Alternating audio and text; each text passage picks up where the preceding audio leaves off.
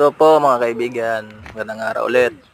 Ito na po yung part 3 ng aming kubo na ginagawa.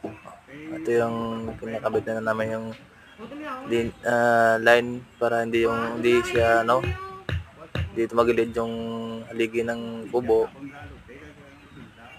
Kasama ko rin yung kapatid ko, si Papa, at ako. Tingin-tingin pa ako kahit na hindi naman marunong. Pero okay lang, at least tulong-tulong para matapos yung ginagawang kubo. Tsaka mayroon ng papasilungan tuwing walang trabaho, kapahingahan. Tsaka para may may pupuntahan ka kung malungkot ka. Joke. Ito na yun, Kapit na yun namin mamaya. Salamat po.